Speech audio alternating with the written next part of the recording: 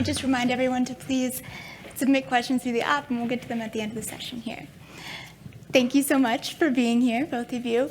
Ellen Yin is the co-owner of High Street Hospitality, which has 4 locations now in Philadelphia: The Fork, High Street Provisions, High Street on Market, and A Kitchen and A Bar, and then 1 location here in New York, High Street on Hudson. It's been open for 3 years.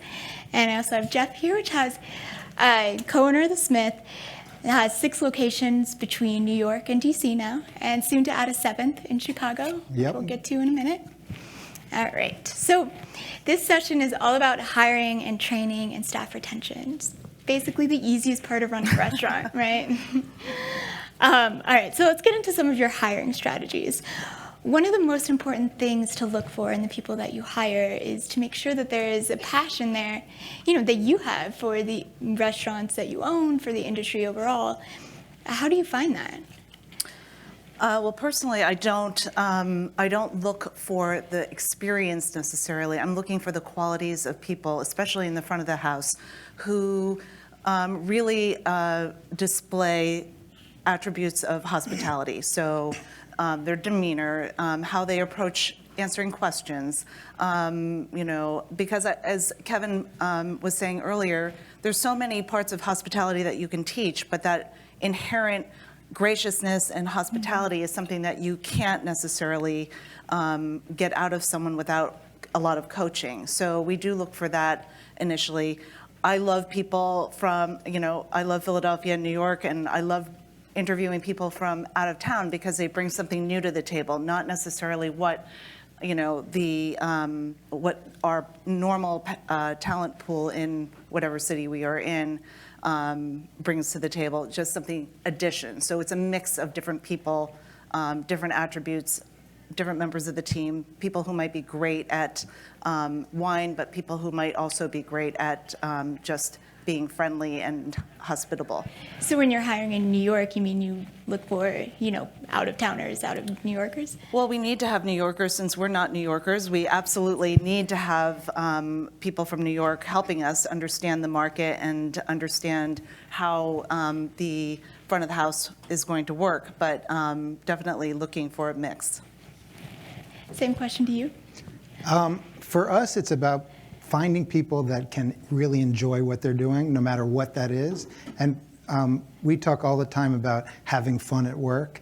And if we could find people that really enjoy making other people happy, we know that those people will be successful with us in whatever department, in the kitchen, a cook, a dishwasher. If they really like being on a great team and taking care of the person next to them and taking care of guests on the floor, and really get pleasure out of that, we know that they'll be successful with us. That's a really good point, because it's not just the front of the house, it's the back of the house. They have to want to please the front of the house staff as well, because everybody is working together as a team, and without that culture of everybody coming together to create a great experience, it's very difficult to maintain employees in either department. How often does that happen when you sit down in that initial interview and you're like, oh, that person's got it, I lead with the questions that I'm hoping they say the right thing. Like what? Why are you, how did you end up in the restaurant business? Why are you here? What do you like about it? Or, and if people are, I just happened to stumble into it, and those kind of answers are not what we're looking for. We're looking for someone that's like, this is, I love coming to work every day. I've loved learning about food and wine and taking care of people. Those are the home run kind of answers that if people could say, this is when I see a smile on one of my guests' face, that's why I come to work every day. That's the best person you could look for. But also there has to be some authenticity, because I think a lot of people do come to the interview kind of already knowing that they have to answer those type of questions. You'd be surprised. But I think that the key is to figuring out who really means it, and do they do their homework on the group? Do they know who you are and what you're about and what the concept is? I mean, if they've done their homework, that's usually a good step. Mm-hmm. How does the hiring process different for manager positions versus your hourly employees? For us, generally the manager positions, we do a fairly in-depth search. We use tools like Culinary Agents, of course Craigslist, although it's more and more difficult to, because the labor market is so competitive, it's harder and harder to only have one strategy. But also, I think networking. I mean, I found a lot of my managers by asking other restaurant owners, if they know anybody. These days it's tough because nobody wants to give up anybody. But I think one of the things is that people outgrow their positions, and part of my role as the restaurant owner is to try to guide them and create opportunities for them. And I might not be able to offer that to somebody in my group, and finding, if I can place them with Jeffrey because I know he's a great operator, that's a win-win for everybody. For us, with managers and chefs, we're able to really spend more time with them. So we invite them into the restaurant to hang out with us for a day and meet more people. And we really try to empower everybody on our team to kind of decide whether managers and chefs are the right fit for us. We always try to get as much feedback as we can. With hourly positions, it's tougher to have that, although with servers or cooks during their first trail, their first day, we really try to see how they're going to fit in on the team and see if they really are just answering the questions in an interview, or if they really believe it, and if they could show us in their first couple hours with us that they care about how everybody's doing around them and taking care of people. Right. And actually 20 years ago when I first opened Fork, people would come in and they would want you, but now doing a stage is almost also trying to present who you are to your potential candidate as well. So it's really important when we have, whether it's an hourly employee or a management employee, we want to put our best foot forward, and we want to present all the best that we can about our organization. Such a good point. We talk all the time that a new person coming in, we love it if they walk through the front door and the host is like, oh, hey, nice to see you. We've been expecting you. And then they go to through the restaurant, and the chefs and cooks are saying, welcome. We've been waiting for you to start today. We're excited. And it's really important because that, I think, people want to come back the next day. So Right. it's important to make sure that you're starting off on the right foot. I'm curious, how does the labor market vary between the different markets that you're in? For you, New York and Philadelphia, for you, DC and New York. There's a lot more people in New York, so Yeah. I think it's a tight labor market in New York. And also, we've been operating restaurants in New York, the Smith, for 10 plus years, and other restaurants before that. So I think we're well known in New York, so it's easier for us to attract people. And a lot of our team is homegrown. People have been with us for 10, 15 years. So we're able to, don't have to go outside looking for managers and chefs as much. In DC, we've only been there for a couple of years. So it's, our challenge there is just making sure that people know who we are and know that we're a great place to work, and we want to be a great place to work, and we want people to come and enjoy coming every day and enjoy the people they work with and their bosses and the chefs and managers. So that's a challenge, and it's different kinds of people. New York, it seems a wider breadth of students and actors, and for the server positions in front of house, and just tons of people that have experience working in kitchens. So, Ellen, I want to ask the same question of you, but while we're on this train of thought, you talk about wanting to be a great place to work. You have these hiring videos, it seems like the Smith is just this great family that we were talking about. And, how do you create that atmosphere among your employees? I think it's letting everybody know from the beginning that that's our goal, that we want to be a fun place to work where people can be themselves, have a good time, trust the managers that they have their best interests in mind, and that everybody is rooting for. From your first day of work, everybody around you is rooting for you and wants you to succeed, and will do whatever we can to make sure that you have all the tools you need to be successful. And I think that kind of environment where they believe, and it's not just talk, that the senior leadership and every level is really helping everybody be successful. And we kind of have changed how we talk about that over the years, that I look at my job as serving everybody else and make sure that they are successful and supporting people and caring for them. And if someone is failing in any role, I take it on my shoulders and question what could we have done better to give them the tools to be successful. Can you give an example of that? You name it. I mean, in the kitchen, if a grill guy is, blowing up one night and burning all the steaks or something, it's so easy for the chef to yell and scream at the guy, like, pay attention, stop overcooking everything or whatever. But that's the easy approach, and our approach is what could we have done better to set this person up for success? Is there something wrong with our system? Did they get in the weeds because we didn't get someone over to help them, or they didn't have enough training, or they didn't know how to cook the steaks correctly? We always blame that cook last and look to us first. All right, back to that labor question. Have you seen differences in the labor market between Philadelphia and now moving into New York? Well, they're both really competitive, but just, to finish your thought, to compete for those people and then to retain them. I wish it was like a 2-minute answer, but it's extremely difficult. And so we have to look at other ways besides money to try to entice people to want to work with our group, because people will just jump for I'm sure everybody in this room knows, a porter who makes $12 an hour. If somebody else offers them $13, it's really easy for them to decide that they want to go elsewhere. So what can you do to try to, create this culture? And I think it's great that you make people feel that you're there to support them. I've always felt that way. I'm there. I'm like your person to go to for support to make you successful.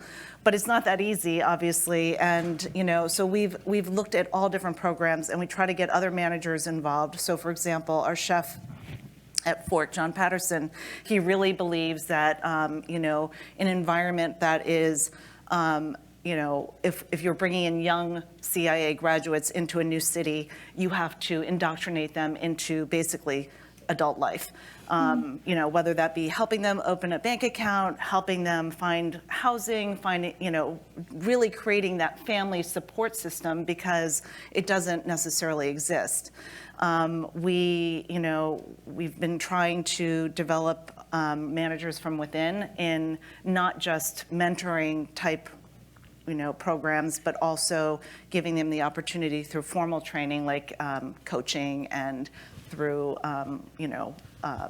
classes and things like that, to try to get potential managers to grow into larger roles. But because it's so hard to bring outside people in, especially at the higher level, when you're trying to hire a manager, they could change your entire culture when you don't know them as well. So it's better to bring them in from within. Mm-hmm, mm-hmm. Something you were saying, this is something that I kind of struggle with understanding in terms of what you have to do as employers. You're talking about opening up bank accounts for some of your employees, helping them find housing. You're talking about creating this family atmosphere. And it's like, how do you draw the line here? Because also this year we've talked about harassment all year with there not being a clear delineation between like, this is your place of work. You know what I mean there? Well, in terms of professional behavior, yes. We went back and we reviewed all our handbooks and, made sure that we have the proper language in place, and made sure that, all our managers are familiar with what's happening. And in New York, obviously, it's even more stringent than Philadelphia, but they do need support in that way. There just has to be a line. And for us, there's no shift drinks or anything like that. I mean, most people in this room are part of our larger group, and I don't think that exists really anymore. but a manager is there to help you get through whatever your biggest challenge is. And if your challenge is that you've moved to a new city and you don't know how to, get to work, or you don't know what the best way of setting up your, your work life is going to be, we try to help without getting too involved. Yeah, I mean, we try to have managers get involved with people's lives, but at work it's high fives and no hugging and what used to happen at work. So, it's just about setting lines and keeping everybody professional and being very aware of how you're being perceived. And even if you're joking around with one person, it doesn't mean that everybody else will find it acceptable. Yeah. Moving on, I want to talk about the Chicago opening. Okay. Can you explain a little about that? Yeah, we just started construction, so we're really excited about that. It's about 10,000 square feet in River North neighborhood of Chicago. So it'll be a 250-seat restaurant. It just felt like the perfect spot for us to do something in another city, and we're really excited. And how many people are you looking at hiring? Probably about 150, 175 people. That's kind of the average for all of our locations. And how many people are you bringing in from other Smith restaurants too? It's very important for us to hire local. Yeah. So we've hired a general manager from Chicago, so we brought her to New York for the next 6 months or so to kind of learn about us and our culture and how we make decisions and how we think about things. And then we're looking for a chef if anybody has any ideas. And we're probably a lot of people from Chicago. In DC, we ended up moving about 6+ people from New York to DC, managers and chefs. But we'll see. I'm talking about the majority of the 150 people you're looking to hire. Are you going to be doing open calls for that? A lot of open calls. Yeah. Pretty much effective are those? nonstop open calls from Okay. probably a month and a half before we open through forever. So just keep looking for great people. We really never stop. There's always a spot for someone that would be great. And how effective are the open calls you do it? The best, we have this program called Bring a Friend to Work. That's our most successful program. So we give bonuses, but it's really about empowering people that are on the team to kind of create the team around them. So that's what we find to be the best. Just bring people that they know, and then they always seem to work out. Okay. I want to read off a recent job listing for a server position at the Fork that I saw, or part of it. We support an open environment where mutual respect to all members is essential. In addition to health insurance, a 401k, and transportation benefits, we host a women's roundtable to help support the careers of all staff, men included, and strive to promote from within. Can you tell me about that roundtable initiative? Right. So, being a woman, I don't think that I don't think of people as, I don't single them out. So I want everyone to succeed, whether you're a woman or a man. But I found that a lot of women in my organization didn't feel that I was accessible enough to them, or that they felt supported enough. So I wanted to find out more about that. So the first meeting we had was to hear what were they looking for, career advice, how to move forward in the industry, finding a mentor, whatever it was, to improve themselves. And I found that it was a lot of different topics.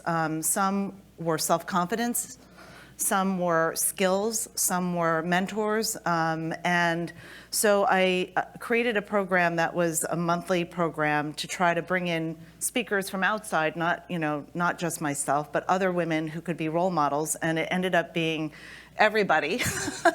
Men would attend, women would attend, and that was great.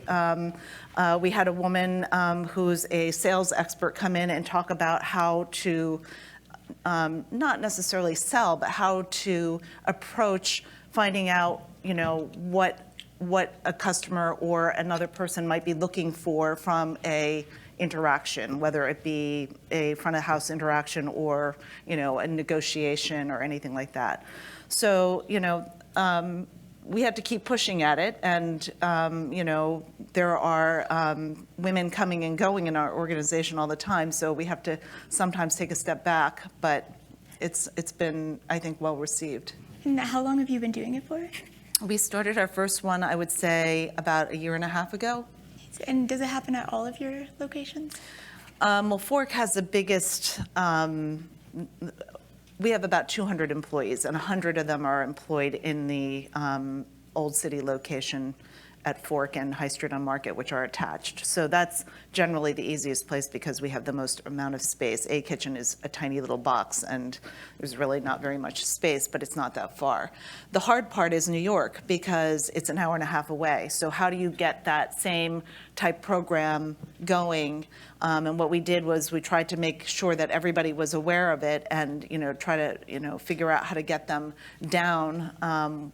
We give 50% off to all our employees to dine at any of the restaurants. So try to make it enticing enough that they might potentially want to come down, and most of them did. We also, when we opened in New York City, we brought several managers down to Philadelphia to train with our organization and to learn, more about the culture. But it's not easy, because once you go back into your new environment, things might be very different. Yeah. And I know we're running out of time, but Jeff, I want to make sure to get to, we talked previously about something that you're looking at doing for the Smith location that's open on Christmas Day. Okay. Can you talk about that? Yes, so I guess when we spoke, we were, all of our locations are closed on Christmas Day, except for this one that's across the street from Lincoln Center. So we stay open because there's so much going on. But there's been, over the years, some grumbling about coming to work on Christmas. So this year, we really wanted to put it back in our team's hands and let them make the decision on whether we should remain open. And we happen to serve about 600-700 people on Christmas Day. So there's definitely a lot of people, a lot of guests that we make happy on Christmas. But it's not worth it if our team is upset about it. So we kind of said, well, here's the operating costs, just the food costs, beverage costs, labor costs, and here's all the other extra dollars. So we'd be curious if we let everybody split that in whatever way, so it came out to like $20,000 or something, that we would stay open if everybody wanted to take home some extra cash on Christmas. We don't have the verdict yet, so I'll let you know, but we've kind of put it back in their hands. And it's looking like we'll probably make 600 guests not happy and be closed on Christmas, but we'll see. Ellen, I'm curious, when you hear ideas like that, is that something transferable to, your group or not? Well, it's funny because I was thinking nobody in our group would ever agree to work on Christmas Day. In fact, they think it's not fair when one restaurant is closed on Labor Day and the other one isn't. So, I do think it varies, but no, I think the take your friend to work day, sounds like a great idea. I admire what you're doing and would love to, learn more, because 200 people versus 1,000 people, it's a totally different, ballgame. Yeah, once we crossed that 1,000 people on our team, it kind of changed the way we think of who we have the opportunities to touch their lives every day, and those 1,000 people have become even more important as we've grown. Okay, I want to get to one audience question here. Let's go for the top one. What is your most reliably successful tool for making great hires?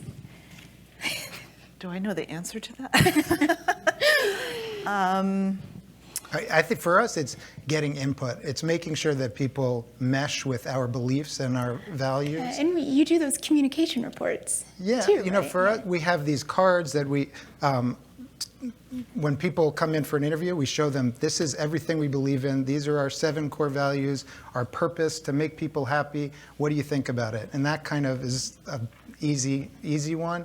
And then we have, at the end of the day, these communication reports that the first question is, how did you feel when you came to work, and how did you feel when you leave? And there's little like emojis that people can circle. So we're tracking if people are leaving happier than when they got there or not as happy. So we're kind of keeping track of how people are feeling while they're working, which is key.